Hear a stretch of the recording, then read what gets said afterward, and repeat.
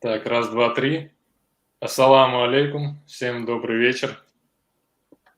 Доброго Салам дня, алейкум. кто будет нас смотреть в записи. Интернет на связи. Подключайтесь. С нами сегодня, у нас сегодня в гостях Ислам Гагиев. Ислам разработчик, middle разработчик и компании Jet Rockets. Ислам, можешь пару слов о себе рассказать? Да, ассалам алейкум, смотрящим всем. Все, Ислам В, я из Алиюрта, Ингушетии, 24 года. На данный момент, да, работаю в компании Jet Rockets, middle разработчиком с недавних пор. После окончания там, школы, где-то в 2005 году, хотел пойти по юридической стезе, но в итоге все, конечно, сложилось как сейчас есть. В итоге Смотри, стал программистом, да. мы сейчас Сейчас расскажем. вернемся туда. Очень Давай. интересно. Сейчас у нас будут немножко ребята подключаться, так как в прошлый раз мы с Жабраилом сразу пошли там рассказ, и меня попросили не спешить, так как у нас не все вовремя подключаются. Как нас слышно? Поставьте плюсики, если нас слышно. И так, какой... И да, вот кто сейчас нас будет смотреть и в записи, просьба обязательно поставьте нам лайк. Так обычно все говорят, и ютуберы, что просят ставить лайки, это помогает продвигать данное видео. И если у вас будет возможность откомментировать, то тоже обязательно откомментируйте. Это все в плюс. Окей, народ подключается, нас слышно, мы тогда стартуем. Ислам, вот смотри, сейчас про текущее место твое, ты middle разработчик компании. Вот сейчас конкретно чем ты занимаешься? Что ты делаешь, какие проекты? На данный момент я являюсь бэкэнд-разработчиком в команде, где есть два бэкэнд-разработчика, фронтенд, тестер и менеджер. С недавних пор, недавно мы закончили проект, просто на текущий момент я в отпуске, меня там ждет другой проект. Из последнего, чем мы занимались, мы для одной юридической компании американской разрабатывали систему, как бы сказать, которая позволяет им перевести всю их бумажную работу в электронный вид. То есть раньше им приходилось пользоваться различным софтом, просто на бумаге писать. Мы это все скомпоновали, собрали все их данные из базы данных, и все это перевели на наше приложение, и для них разработали. Так, значит, компания западный клиент. А если взять 100% клиентов компании, какой из них процент это там Штаты, Европа? Штаты, скорее всего. Штаты, наверное, 90%, Европа остальные 10%. Насколько я знаю, из России никаких компаний нету, с которыми работаю. Понятно. И вы, тот отдел, в котором ты находишься, вы больше про эти решения для, получается, B2B компаний. Это там обычно какие-то сайты или сервисы, это не приложение для телефонов, смартфонов. Да, в моем отделе, как сказать, отдел, в моей команде мы занимаемся, да, именно вебом, хотя есть отдел и iOS, и веб, и Android разработки. Понятно. Окей. Немножко позже мы уточним у тебя, как ты попал в эту команду. А сейчас можно тогда, давай вернемся в школьное время, когда ты стал увлекаться программированием. Что это было? Буквально там, может быть, там 1, 2, 3 истории интересно расскажешь, как это проявлялось. В компьютер у меня где-то в 14 лет впервые появился, тогда еще интернета ничего не было. Я как подросток в то время тоже в игрушки играл, как и все. И в какой-то момент я понял, что, как бы сказать, мне начинает просто надоедать целый день сидеть и чем бы заняться. Целый день играть в GTA 3 или Vice City? Не, GTA 3 уже тогда не модно было. Это было модно в мое время. Так, окей. Решил попробовать что-нибудь. Просто как-то наткнулся, где-то книжку какую-то увидел, уже не помню какую. Была про Си. Это было первое издание Дэниела Ричи. те, кто знает, то знают. Мгм. Оно явно было не для новичков. Я открыл пару страниц, ничего не понял, закрыл. Это в первый раз с этим столкнулся, потом А закрыл где эту ты тему. книжку увидел? Это где-то у родственников, у них прям очень много книг было, просто без дела лежали. Мгм. Я себе понабрал разных, Мгм. просто чтобы были, и все. Окей. Окей. Она потом так и лежала без дела. То есть это А, у тебя не оттолкнуло желание заниматься программированием? Потому что многие, кто, условно говоря, столкнулся с тяжелой книгой, потом уже больше вообще там не возвращались к программированию. Есть такие знакомые у меня. Не знаю, может, плохое забывается, но как-то получилось, что в итоге вернулся. Ну, к этому моменту я уже это все забросил. У меня на носу были экзамены, вот когда я в 9 переходил, и мне было, в принципе, не до программирования и прочего. Но в целом у меня желание какое-то внутреннее было этим заниматься, но поскольку, как обычно в Ингушетии бывает, на информатике нас такому ничему не учили, и когда я первый раз увидел вот эту экзамен по информатике, я понял, что я его никогда не знал. В итоге, по итогу я поступил на юридический. Подожди, М, давай Давай, еще раз давай. на шаг назад. То Давай. есть, когда ты увидел экзамены при поступлении в вузы по информатике, Я, в принципе, там, в принципе, было описано то, что мы в школе вообще даже не затрагивали. мгм, То есть в школе этого не было. мгм, А на носу были экзамены, у меня физически не было времени вот это проходить. Я решил оставить на следующий год. Поступил в итоге по баллам на юридический, на бюджет получилось поступить. И параллельно я начал готовиться к поступлению в технический вуз. Хотел как-то перевестись, что-то придумать с этим. на ну, в Москву, Ну, правильно? нет, Московский. нет, Да. это было ростовский Ростов. отделение. Так. Ага. Параллельно начал готовиться, ездил в другие школы, где хорошо преподавали информатику в Ингушетии. Мгм. В принципе, за год у меня кое-как получилось подготовиться. Поступил вот по итогу московский, ну, он расшифровывается МИРА, может, услышал, на юго-западной. Поступил туда на первый курс. Сначала Какой факультет? на программной инженерии. Мне Так. показался интересным. Мгм. Начинал все относительно неплохо, какие-то материалы, хорошие учителя, но постепенно я начал понимать, что я тут просто трачу время и финансы, поскольку у меня первое было бюджетное, мне не положено было второе бюджетное. И после окончания первого курса я взял этот, как его, академический отпуск на год. Мгм. И решил, что мне пора чем-то другим заниматься, помимо юридического, поскольку в Ингушетии тяжело было найти работу. Мгм. Я решил вспомнить старое увлечение. Начал, ну, сейчас еще вернемся к первому курсу технологического, там интересный момент. Начал, как это обычно бывает, с верстки, то есть как бы самое такое минимальное, с чего можно начать. Мгм. Э, Был какой-то проект, нужно было сделать верстку для дизайна какого-то сайта, или было не так, ты просто сидел перед компьютером там, или в целом, да, и думал, так, с чего мне начать, или был какой-то заказ, который ты мог взять? Да. Начинал я просто с какой-то макет взял случайный, сделал кое-как, не доделал, потом прошло какое-то время, решил уже что-то посерьезнее взять. У меня мой оператор интернет – это ИТТ. Я Мгм. зашел на их сайт, и вот мне показалось интересным, я решил их сайт скопировать просто один в один. Начал этим заниматься, просто брал просто смотрел на сайт и пытался копировать Мгм. через какие-то обучающие видео, просто методом тыка. По итогу, где-то месяц-полтора спустя у меня, в принципе, получилось, и, ну, это уже был какой-то готовый результат.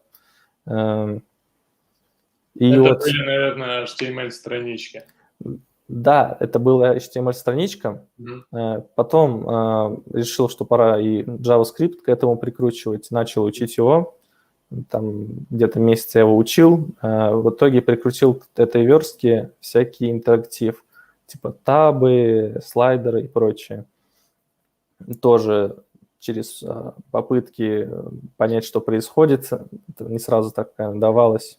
В итоге, не знаю почему, ну, наверное, скорее всего, просто мне сама верстка не понравилась как процесс.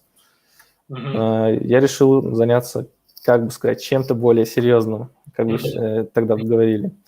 Решил поучить какой-то язык бэкэнда. Сколько у тебя ушло времени с того момента, как ты стал увлекаться версткой и понял, что тебе это не нравится?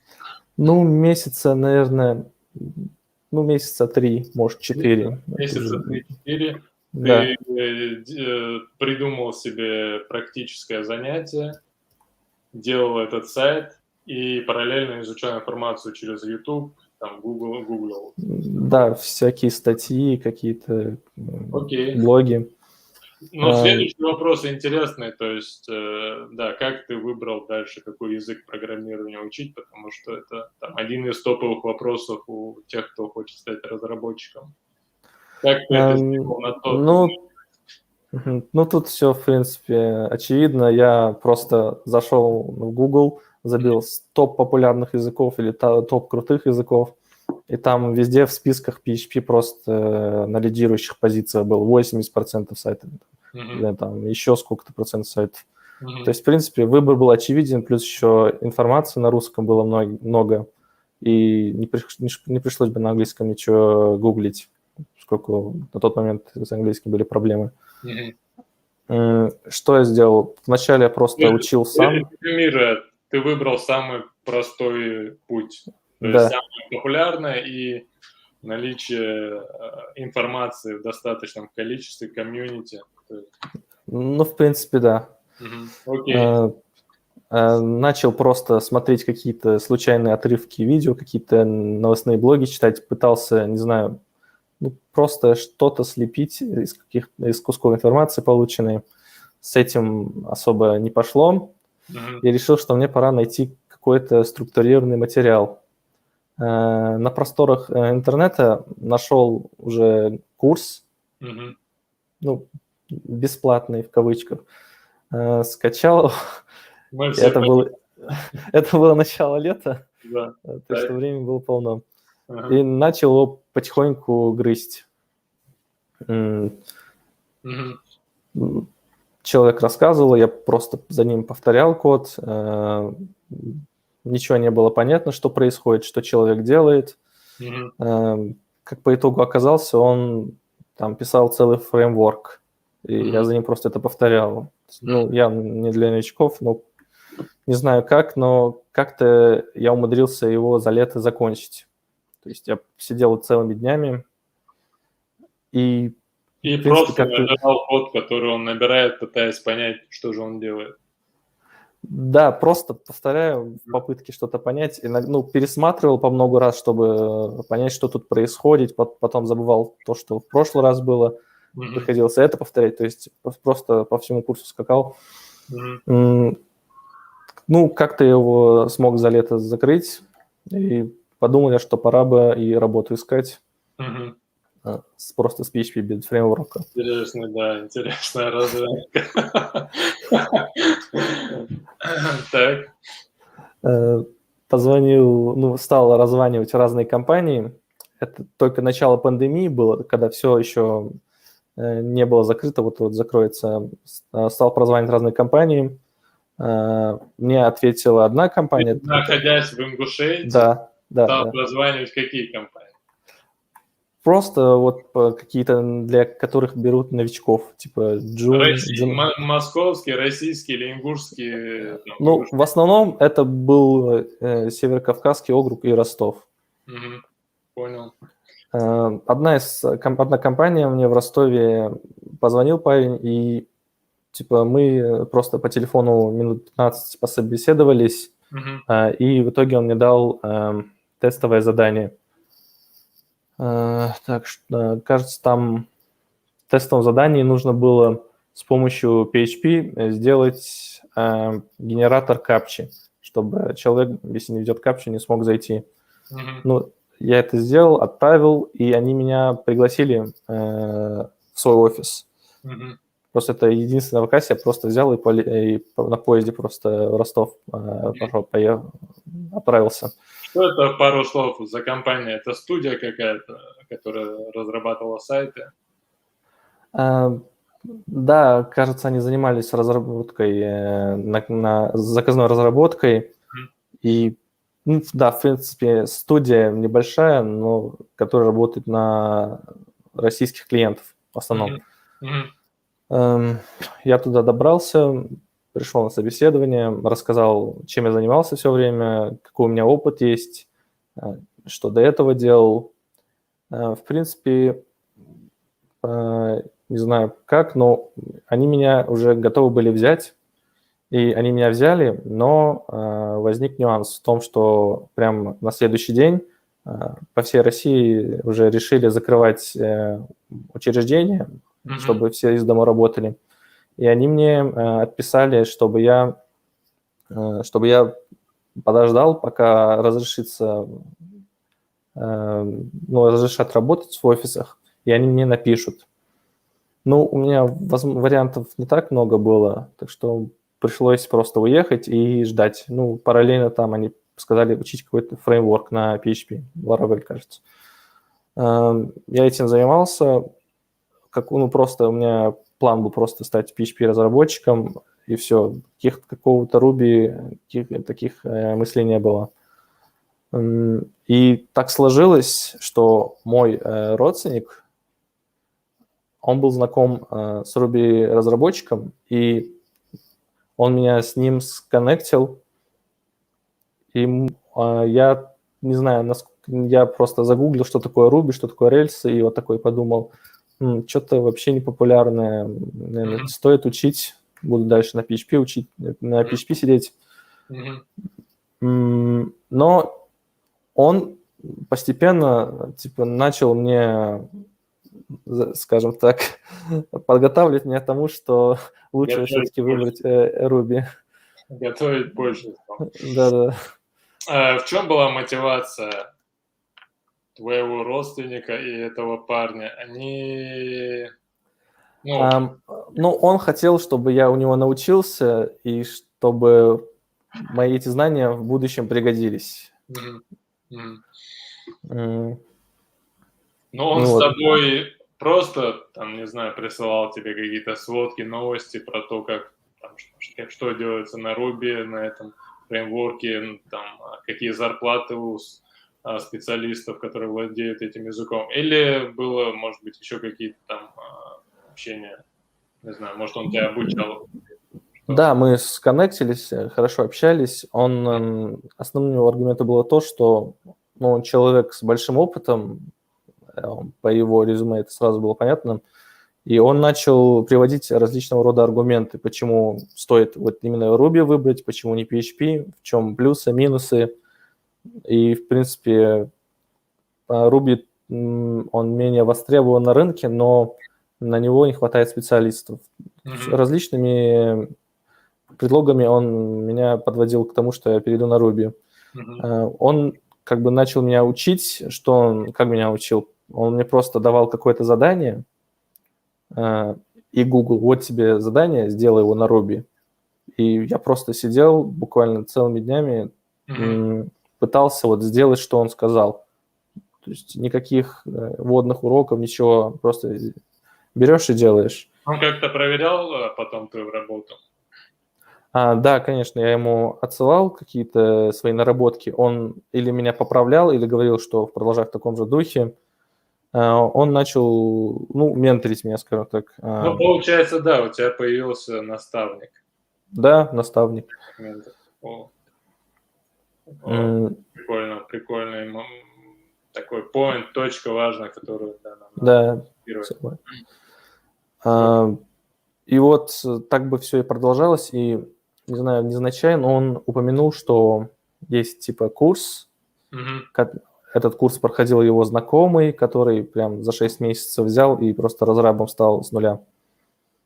Я начал изучать, что это за курс, какие там цены, чему там учат. И после где-то недели 3-4 размусоливаний решил все-таки на него пойти, поскольку все равно мне деваться некуда было, пандемия, все закрыто, а дома просто сидеть, скучно было. Можешь пару слов сказать, что это за школа, какой курс и стоимость какая? Да, школа называется Syncnetica, она достаточно в узких кругах известна. Школа где-то с 2013 года работает. Курс, который я проходил, назывался «Профессиональная разработка на Ruby on Rails». Стоимость была разбита на 5 месяцев и в общем составляла 60 тысяч рублей, с копейками. Довольно большая сумма, но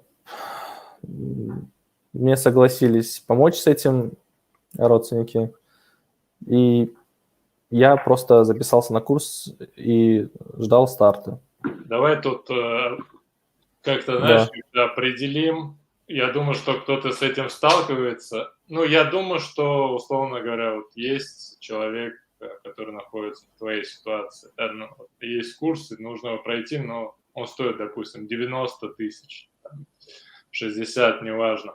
И где-то убеждать не нужно будет, возможно, там кому-то выделят. А ты как-то там, типа, защищал проект или как, что там, мне это нужно, как-то доказательства приводил того, что это тебе необходимо, или просто сказал, что вот есть курс, если оплатить, хорошо, если нет, то... Я до этого, в программировании в целом я разные пробовал моменты, и, родители, видимо, видели, что я не сижу без дела, и пошли навстречу. Алло? Да, я на связи. Ага. Решили пойти навстречу. Особо как-то убеждать не пришлось. Просто сказал, дайте, и все. Через 6 месяцев я буду готовым разрабом. Просто железно, потому что назад пути уже не было. Окей. Получается, если мы сейчас отследим то, что у тебя было, тебе сколько было лет, когда ты предпринимал попытки самостоятельно изучить информацию? Понял, что тебе нужен курс. Получается, года 22, 21?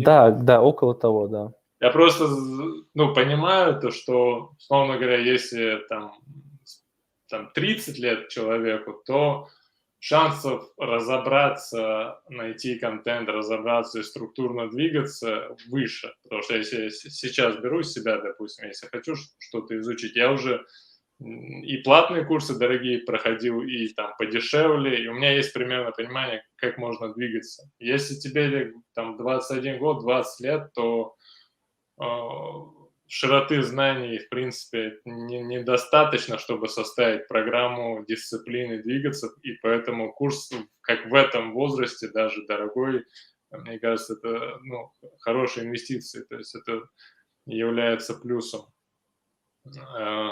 для молодых ребят, совсем молодых. Так, окей, это такое там небольшое отступление.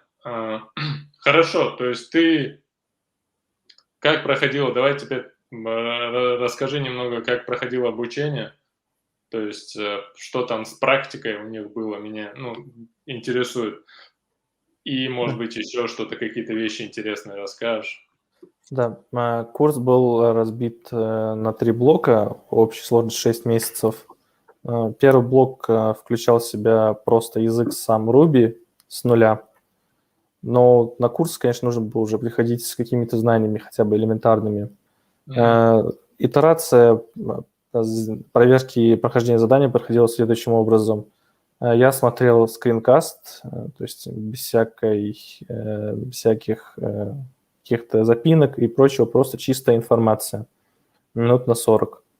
Там, пересматриваешь, если что-то непонятное, и делаешь... То есть это видеоблог, который хорошо смонтирован, и ты его минут 40 теории. Минут 40 теории, и порой там в том же видео была практика во второй части. Просто сидел и повторял. и после каждого видео давалось задание, давались дополнительные материалы, на которые ты мог ссылаться, узнавать что-то. То есть все не рассказывалось на самом скринкасте, тебе приходилось идти просто и гуглить, смотреть, как это делается. Задание в целом как бы состоялось из того, что делали мы в теории в видео, но нужно было допилить какие-то фичи, какие-то еще фичи добавить просто. И с каждым видео все обрастало новыми фичами приложения. Делали одно большое приложение. Если что-то было непонятно, можно было, конечно, обратиться в чат или созвониться с наставником. На час он тебе все разъяснял. Вот эти первые 2 месяца Ruby, они особенно сложные, если особенно ты с нуля начинаешь, поскольку ты начинаешь думать вот на этом языке, тебе он начинает сниться, сидишь по 8 часов каждый день без выходных, но если так делать, у тебя результат уже идет. Я его тоже прошел, и в конце уже мы делали отдельное приложение. Насколько я помню, это нужно было сделать карточную игру Blackjack полностью на Ruby. И каждый участник курсов делал свое приложение или было одно задание, и каждый просто делал его для себя? Да, одно задание, и каждый делал его для себя. Okay. И вот самое интересное в этом курсе то, что ты физически не мог пойти дальше, если ты не сдашь задание, у тебя его ментор не проревьюет полностью, и он тебя не заапрувит. То есть это перебрасывание мячами могло происходить по несколько раз, пока все до идеала не дойдет. Ты сейчас терминами. Я просто боюсь, что я очень надеюсь, что нас будут смотреть и там и школьники, и студенты. То есть получается так, что пока твой наставник не проверит и не даст добро, дальше ты не можешь двигаться. Да, если он не даст добро, берешь и переделываешь и так несколько раз.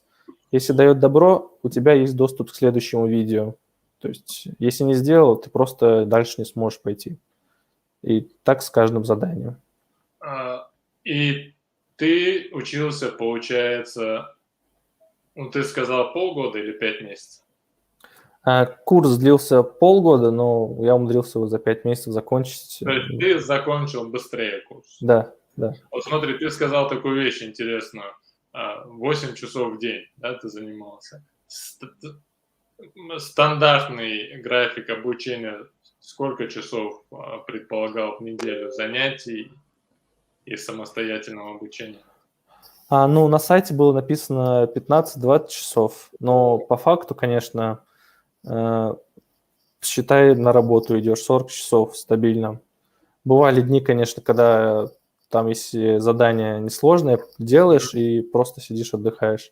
А бывало, приходилось по 10-12 часов сидеть. То есть как-то это, если усреднить, получалось 8 часов. В начале особенно такой период переходный, особенно тяжело было, да, пока не привыкнешь. То есть, получается, для тех, кто хочет пойти на серьезные курсы, на длительные курсы, надо смотреть обязательно загрузку, какая предполагается. То есть, если курс предполагает загрузку 20 часов в неделю, то нужно понимать, что, скорее всего, придется тратить и 30, может быть, да, и 40 кому-то, чтобы не отстать сильно. Как минимум, да, поскольку курс, конечно, содержал много теорий, но практика строилась на основе того, что ты гуглишь. То есть тебе приходилось самому решать какие-то возникающие проблемы, самому какие-то обходные пути. Просто этот навык, самое главное, мне кажется, умение искать информацию, он постепенно нарабатывался, поскольку теорию можно выучить, но этот навык, как по моей практике, это главное. Умение находить информацию и понимать, как ей воспользоваться правильно. Этому нас тоже учили. И да, за 2 месяца я где-то этот первый блок прошел. Там были разные какие-то уроки, которые затрагивали ту или иную сторону языка. И в целом, да, 2 месяца на этот блок ушло. Дальше мы начали учить фреймворк Rails, базовую часть этого фреймворка, тоже 2 месяца. На этот раз мы делали приложение, как бы аналог Stack Overflow. Может, кто слышал. Популярное среди программистов. Типа база вопросов и ответов. Начали, да, с самого простого, что такое фреймворк, как он устроен и как с ним работать. И начали постепенно каждую часть фреймворка, какой-то раздел изучать, как роуты работают, как контроллеры и прочее, ну, содержимое Rails. И параллельно вот все эти знания насаживали вот на это наше приложение, которое мы в ходе этого второго блока делали. И в конце тоже, ну, второй блок уже пошел полегче. Вот если просто первый блок пережить, дальше будет гораздо легче. Тоже где-то примерно за 2 месяца закончили. И в конце было итоговое задание, нужно было на Ruby уже, то есть на Ruby написать фреймворк, похожий на Rails. То есть сделать свой фреймворк. Да, да.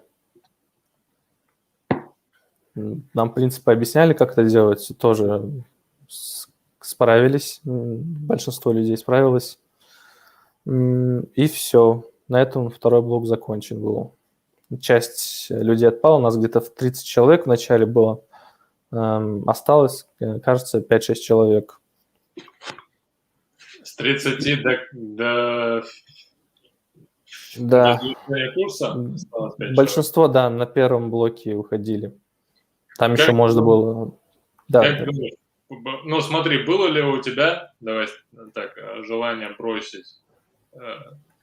И почему люди там бросали?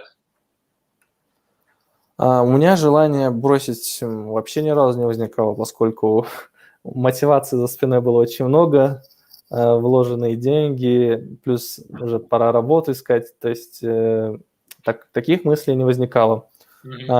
Почему люди бросали? Ну, не знаю, наверное, тяжело приходилось, и просто, может, у кого времени не хватало, у кого сессия. Но постепенно людей все, конечно, становилось меньше, большинство уже на первом блоке отсеялось. Осталось 5-6 человек. Ну, окей, я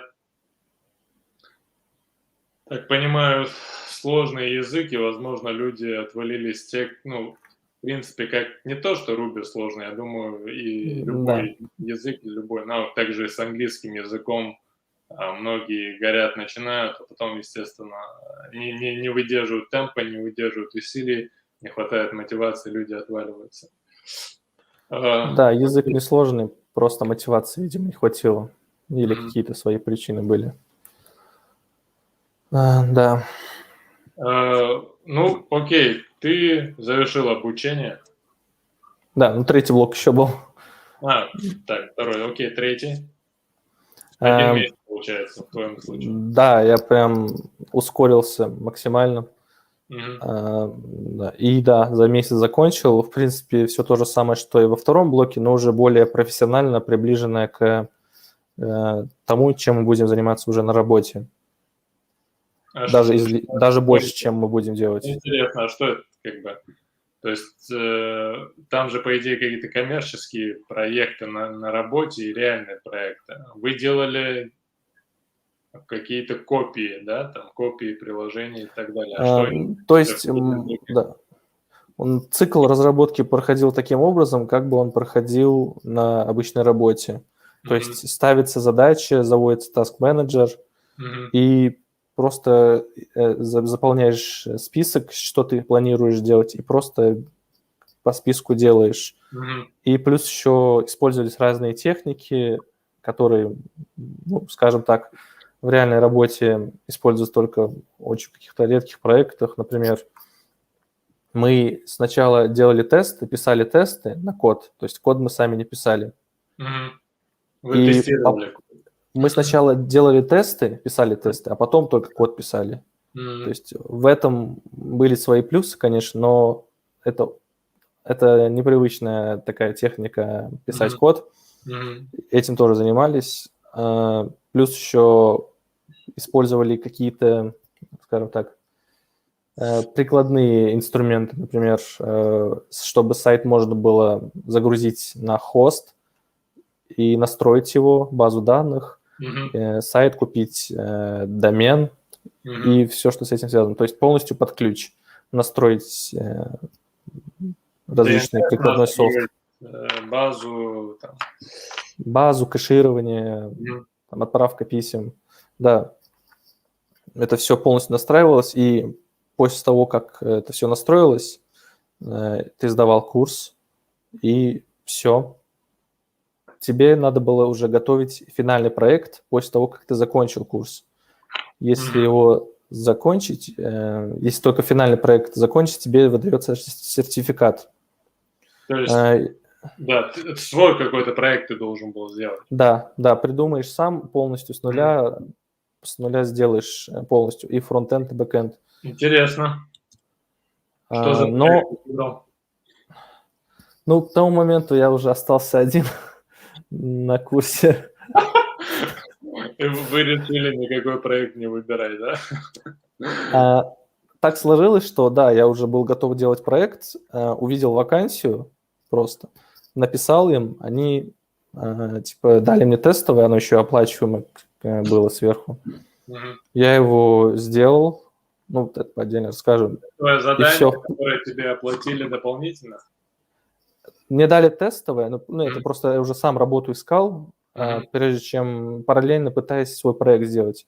Но поскольку я уже успел работу найти, прежде чем начать даже проект делать, я его просто не стал делать, и мне просто выдали сертификат. Типа, смысл его делать, раз уже работу нашел. В принципе, стандартные вещи, в плане того, что на курсах, на таких как бы онлайн, на молодых школах, хотя школа там, лет 5, вот, ну, такое происходит. Если нет смысла, то зачем это делать? Окей. Ну, получается, после завершения и выполнения тестового задания ты выполнил его, а дальше что произошло? Да, я выполнил тестовое задание, потом мы созвонились с лидом этой компании, просто переговорили о моем опыте, даже не стали какое-то техническое интервью проводить.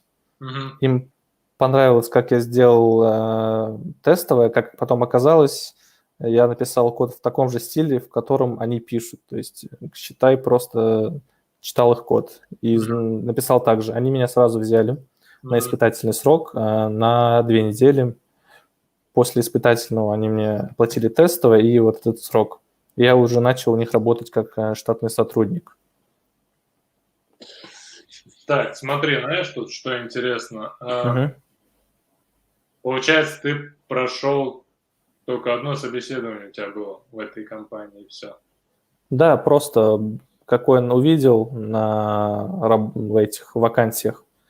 Просто я там написал нескольким, эти мне первыми ответили, первыми настроили со мной связь, и, соответственно, я быстрее закончил и сразу попал к ним. У меня особо желания не было выбирать. Главное, на первую работу попасть, а там уже можно будет что-то придумать. Вот на курсе вас обучали, как делать резюме, как составлять, как писать, где его публиковать, как находить работу? Был какой-то? Да, там после окончания курса был еще отдельный курс, там было приличное видео, где учили, как оформлять резюме, что там должно быть, то есть полностью весь цикл, и давали обратный отзыв. Если отправляешь резюме, они тебе его присылают, если что-то не так. Ну, я его тоже не стал заканчивать, поскольку уже успел работу найти. Так и Твоя висит. механика действия, то есть, ну, какая она была, сколько ты сделал резюме, сколько ты отправил и как ты отправлял? Напрямую на сайт или через HeadHunter откликался? Я что делал? У меня резюме не было просто, я его даже не сделал. Я просто брал, рассказывал, что я делал, коротко, и давал ссылку на свой GitHub.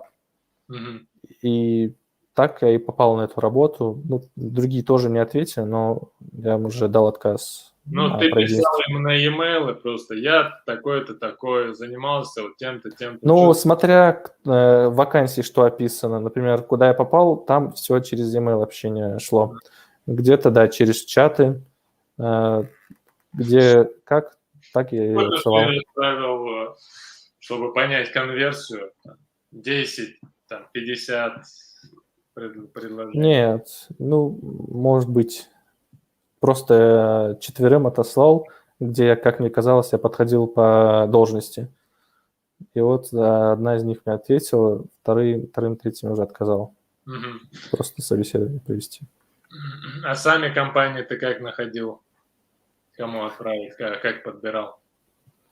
Ага. На вот этой школе Синкнетика у них был свой закрытый форум для общения. Ага. И там некоторые люди просто тоже вывешивали вакансии, Мгм. им просто можно было так найти работу. Также я искал работу через Headhunter и, как называется, и Хабр работа. Вот Мгм. основным этим сайтом пользовался. Мгм. И да, через форум я связался с вакансией. Ну, просто случайно люди через кого-то вывешивают вакансии. И я попал вот на эту вакансию, и да, так и попал на эту работу первую. Ну что, поздравляю тебя Спасибо. с трудоустройством. Так, уважаемые слушатели, задавайте вопросы. У нас есть несколько вопросов, Ислам. Просто кто-то уже немножко опоздал на начало, Адам, и уточняет, почему именно Руби. Ну, кстати, мы же про наставника. Да, у тебя был наставник, который рекомендовал тебе Руби. Вот он тебе порекомендовал курсы, ты завершил эти курсы. И он тебя звал куда-нибудь к себе работать, или в компанию, в которой он работает? Ну да, я его спрашивал, есть ли у вас вакансии, но это в компании, в которой он работал, в основном работали медлы и сеньоры, что да, туда меня, как бы сказать, проигнорили. Мгм. То есть на данный момент не было возможности там тебя взять в эту компанию. Да, просто опыта мало, да. Но сейчас, допустим, ты можешь ответить на вопрос, почему ты взял Руби еще раз? Ну, это какое-то... резюмируя, то есть вот находясь сегодня, сейчас, если резюмировать коротко, почему именно этот язык? Это вышло в целом случайно. Мне порекомендовали хороший курс. Мгм. Меня убедили в том, что после его окончания 100% найдешь работу.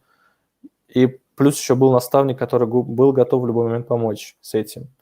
И вот так сложилось. А сейчас, выполняя работу или выполняя тестовые задания, ты как бы интерес у тебя есть в этом направлении развиваться дальше?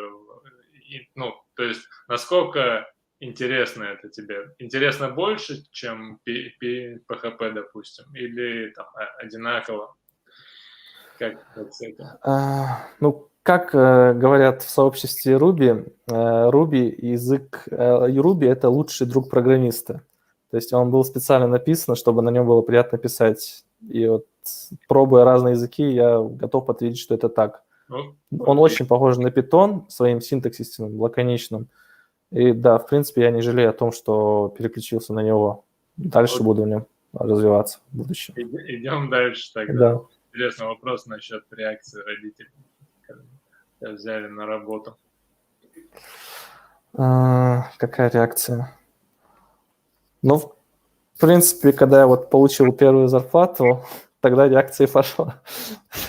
То есть никогда тебя взяли на тестовый период, а когда ты получил первую зарплату. Да, ну, в принципе, справедливо на самом деле. Ну, какая Почему? реакция? Сказали, молодец, продолжай. Мгм. Слушай, ну знаешь, ты уже сколько проработал в этой компании, еще раз напомню? Нет, это первая компания была. Я сейчас работаю, вторая компания. Вторая компания. Старт Сколько дала ты первая. в первой компании проработал? В первой компании я где-то проработал 5 месяцев. Я там делал отдельный большой кусок, то есть все обязанности поэтому возложили на меня. Мгм. Отдельные, Ну, сама компания, она занималась чем? Они делали анализ продаж различных маркетплейсов. И мне доверили просто какой-то отдельный маркетплейс. Я должен был полностью собирать статистику и анализировать продажи. И этими данными они торговали. В какой-то момент вот мне задачи просто перестали как-то вызывать какие-то проблемы, и мне стало скучно, и просто ради зарплаты сидеть тоже не хотелось. И да, решил искать новую работу параллельно. Как только нашел, с этими ребятами поблагодарил и попрощался. И вот, в принципе, теперь я попал в текущую, вот, где я работаю в компанию, в эту, JetRockets. Как долго ты сейчас не работаешь? Я начал работать в этой компании с конца января этого года. И ты ты говорил, что ты устраивался на позицию Junior Plus, и за какой ты период, получается, вырос до мидла? Какой-то срок, не знаю, насколько сказать, по ощущениям, где-то месяцев, тоже 5, когда мне стали уже доверять серьезные задачи, связанные с оплатой, то есть с транзакциями. Просто если какая-то задача появлялась, мы ее как-то не делили, вот она легче, она проще, просто взял и делал. Где-то в такой период, где-то около 5 месяцев. Как это произошло? То есть, есть разные компании, есть компании, в которых там не очень любят когда сотрудники переходят с одного уровня на другой, и приходится там, допустим, увольняться, либо самому подходить и говорить, когда вы там, переведете меня на другой уровень, поднимете мне зарплату. В твоем случае, как это произошло? Как это произошло? Компания сама, она, насколько я знаю, насколько я мог понять, она очень поощряет обучение сотрудников, и они мне оплатили курс, просто платный, в той же школе, по Ruby тематике, но уже для тех, кто работает. То есть следующего уровня там middle, допустим. Это был курс какой-то узкой специальности, там оптимизация памяти, процессора, то есть чтобы приложение в целом быстрее работало. Да, курс я прошел и, как бы сказать, применил на текущем своем проекте. Коллегам понравилось, видимо. И вот на этом фоне как-то так сложилось. То есть компания полностью оплатила тебе это обучение? Да. Классно, хорошая компания.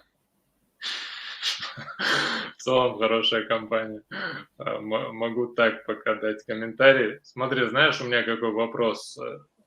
Ты уже, получается, на позиции middle, там у тебя на позиции junior там зарплата, понятно, маленькая, сейчас более не менее какая-то есть.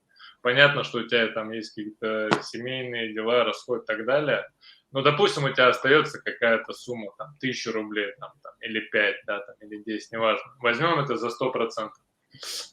Ты эту сумму ты ее как-то собираешь, во что-то ты ее инвестируешь. То есть меня, знаешь, сейчас как интересует вопрос, как ты инвестируешь в свое развитие? Давай так, я поставлю вопрос. Который, естественно, стоит, может быть, нанять ментора, да, пройти какие-то курсы, изучить английский язык. То есть это стоит либо времени, либо денег. Поэтому какие перед тобой стоят задачи ближайшие, то есть какая следующая ступень и как ты инвестируешь в свое развитие? Да, в развитие, конечно, не стоит жалеть средств. Я вот параллельно всему, что я говорил, занимался еще английским и до сих пор занимаюсь с преподавателем. На это уходит какая-то часть денег. И вот у меня сейчас отпуск, тоже решил без дела не сидеть, купил небольшой курсик буквально на пару дней. Вот сегодня сидел, его тоже делал. То есть планы, куда развиваться, у меня есть. И да, я хочу дальше вот по этому плану просто идти. Какая у тебя, если это не секрет, вот следующая ступень твоя?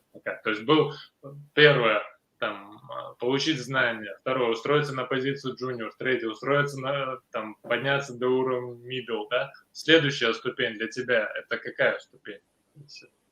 Не секрет, опять-таки, да? Да, в принципе, не секрет. Ну, наверное, да, также буду дальше развиваться по технической части, то есть не собираюсь куда-то в менеджмент уходить. Ну, дальше только позиция middle plus и выше, да. То есть У тебя стандартный такой есть путь. понимание примерно, какой срок плюс-минус по месяцам, или это с позиции middle до позиции middle plus? М, Если говорить прям про крепкого медла, то это просто нужно еще опыта набрать, ну, Мгм, 1,5 года где-то. мгм, мгм, Ну, грубо говоря, не знаю, как это по итогу сложится, мгм. со стороны виднее будет, но у меня где-то такие прогнозы. Окей. Ну, Окей. это от компании, конечно, еще зависит. Так что тут все как в какую компанию попадешь. Аллах ты Боб, чтобы все у тебя прошло. Ресл. Смотри, тут хороший вопрос.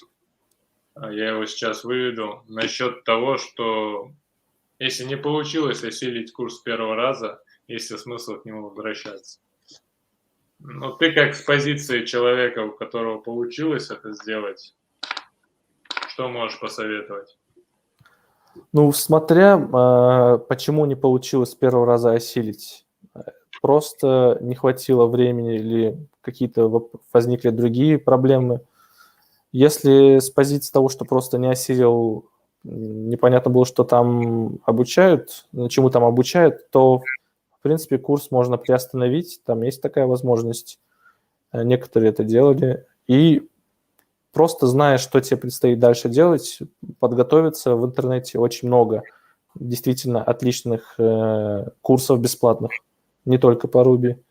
Там могу посоветовать курс полноценный по Ruby, чисто языку, от школы «Хороший программист» называется. У них на YouTube канал есть, и в интернете можно найти список лекций, хорошо структурированных. Если пройдешь полностью, то этот курс пройти, в принципе, проблем не составит. То Просто есть, системно заниматься. получается, если как-то резюмировать, два момента ключевых. Либо не хватило времени достаточно серьезно заниматься этим. Да, Ну, может быть, есть еще какая-то работа. Там, семья, дети. Неправильно рассчитал время и не смог. Ну, и, скорее всего, если с нулевой базы начинать, то 40 часов уделять тяжело. Тогда что можно сделать? Тогда можно, как ты сказал, вначале бесплатные или условно бесплатные на Ютубе, Udemy, какие-то бесплатные курсы, базу нарастить, потом пойти на курс дорогой, допустим, и учить 20 часов в неделю. Но в любом случае выделить ресурсы временные. Второй да, момент, если это не интересно, то тут даже если есть временные ресурсы, если это не увлекает, если нет мотивации, надо, когда бросать себя чрезмерно заставлять, нет смысла, надо искать что-то другое. То, что вас заставит двигаться, и если есть много времени, но ты бросаешь курс и идешь смотреть Netflix или играть в GTA, ну, PlayStation, значит, тебе не так интересна эта работа. Поэтому надо найти то, что тебя заинтересует. Наверное, тут две такие развилки. Мотивация или там ресурсы временные. ну да. Наверное, да. Свет клином не сошелся на программировании. Есть много других занятий не менее Да, интересных. это дизайн, это менеджмент, это аналитика, Это это тестирование, да, много чего. очень много чего. Можно зайти на сайт там, условно, школы Яндекса и посмотреть разные направления, какие сейчас актуальны, почитать, посмотреть в Ютубе разные ролики и прикинуть, что нравится. Кто-то попадает с первого раза, со второго, ну, кому-то нужно там 2-3 попытки, Да, чтобы найти. пытайтесь. Так, у нас осталось минут 5 примерно по таймингу. Давай сейчас посмотрим еще какой-нибудь вопрос. Ты видишь вопросы, кстати? Да, тут от Вот Джеймс выберем тогда вопрос пропал. один, который тебе интересен. Ну, на который интересно было бы ответить. Так, сейчас посмотрим, Думаю, что что тут. все вопросы интересны, но, к сожалению, мы ограничены по времени. Так, какой язык дольше будешь учить и почему? Дальше. Какой язык дальше будешь учить и почему?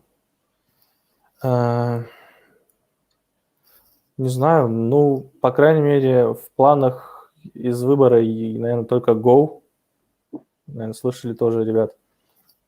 Поскольку язык узкоспециализированный и идет как дополнение к скриптовому языку отлично. Может быть JavaScript, может быть тоже фронтенд. То есть кому что нравится. Так, дальше. Есть ли смысл поступать в высшее учебное заведение на факультет IT-направления? Да, хотел вернуться к моменту, когда я учился в техническом университете. Да, что я оттуда взял? Самое главное, и за что я благодарен, единственное, за что я благодарен высшему образованию в этом институте, это то, что за время обучения, год, я натаскался в математике. То есть, поскольку там уже шла высшая математика, мне пришлось с самых низов, буквально там 10-11 класса, это все нарабатывать, поскольку поступил я туда не с самыми высокими результатами, ну, по математике, и в школе она у меня была так себе. И за этот год я ее так сильно натаскал, что у меня в какой-то момент в голове щелкнуло, вот просто даже помню этот момент, и информация дальше мне начала легко даваться, и математика, и программирование. То есть ради таких моментов, в принципе, стоит пойти в высшее образование, но если выбирать, то лучше поступать в хорошие топовые вузы, поскольку оттуда реально можно вынести знания. А из стандартных вузов можно вынести хорошие связи, умение договариваться, умение как-то коммуницировать с другими людьми. Это тоже очень полезный навык в жизни, да и, в принципе, в любой работе. Если у вас есть возможность поступать, то я бы советовал поступать, поскольку оно, возможно, вам пригодится. Если возможность, конечно, есть. Если там через край хочется, там нужно поступить, типа думая, что без этого никуда, то можно обойтись без этого.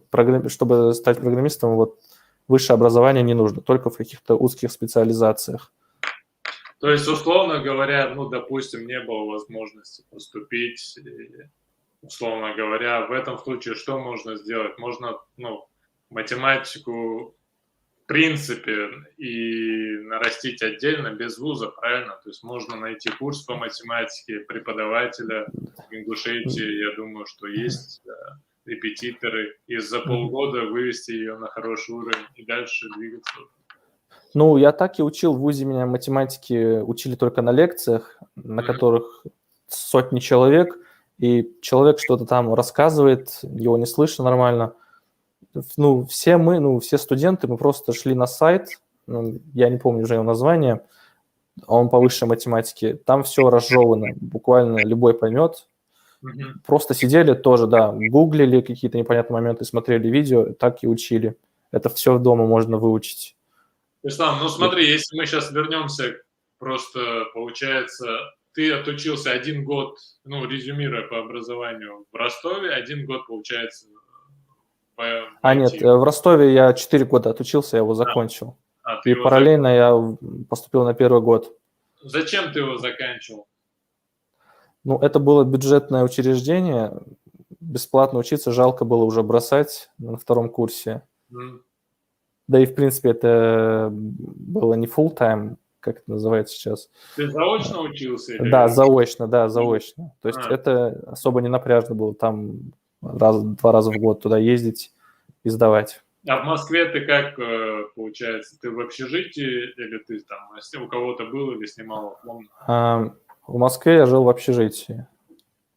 Все, понял тебя. Так, давай посмотрим еще последний вопрос тогда. Ну, давай про инструменты уточним насчет... Для начинающих это важно, потому что сейчас техника, она очень такая... Курс слабеет, рубль слабеет, техника дорожает. Что скажешь насчет инструментов? Могу сказать за Ruby. Компьютер подойдет любой, если он запустит Linux. То есть если он запустит Linux, а Linux бывают такие, что на калькуляторах запускаются, то найти такую версию Linux не проблема. Ее поставить, она ставится так же просто, как Windows, и можете уже начать работать. Этого достаточно. Простой текстовый блокнот, пару открытых вкладок на YouTube, и все, у вас все есть для обучения. Никаких там сверхмощных пока не нужно. Да, значит, достаточно просто купить или новый, в принципе, недорогой, или на БУ рынке купить там за 15 тысяч компьютер или ноутбук и вперед. Да. Ну, не надо, конечно, какой-то Pentium 98 брать, но а так более-менее ноутбук, который хотя бы способен видео воспроизводить, его достаточно, да. Отлично. Ну что, Слава Баркал, спасибо за то, что уделили время. В принципе, мы довольно-таки неплохо осветили вопрос вот этого образования платного, получается, и длительного, и, ну, условно, дорогого, да, в том числе для регионов. И если как резюмировать, получается, что если вы молодой специалист, который только-только встает на ноги, то вам нужны хорошие наставники, вам нужна классная структурированная информация, и это хороший повод стартовать. И тут, когда устраиваешься на работу, это важно, то есть какая именно школа, потому что если это узкая школа, которая известна в узких кругах, это будет плюсом. Если это какая-то общая школа, типа нетологии или скиллбоксов, там уровень контента невысокий, и, в принципе, это там не является плюсом именно при трудоустройстве. Ну, да, возможно, там что тоже есть хорошие какие-то отдельные курсы, но в целом репутация у них не очень. Да, если про курс говорят, если узнали про курс какой-то через сарафанное радио, то есть люди его рекомендуют, значит, стоит к нему присмотреться. А к рекламе на Ютубе не стоит присматриваться. Да, внимательно, перед тем, как заплатить ощутимую сумму, внимательно изучите школу, почитайте отзывы, спросите у нас сообщество, вступайте в сообщество интернет, в Телеграме, подписывайтесь в Ютубе, спрашивайте, уточняйте, где вы учились, какие курсы можете порекомендовать. И люди, кто уже прошел обучение, специалисты, они в любом случае там, с большим удовольствием вам подскажут и дадут вам ссылки на нужные курсы. Ставим лайки, подписываемся, комментируем в Ютубе. Это все будет позволять продвигаться этому контенту и чтобы больше людей увидели и нашли пользу для себя. Вам еще раз спасибо. Мы прощаемся со всеми. До скорых встреч. Ассаламу алейкум. Стяху.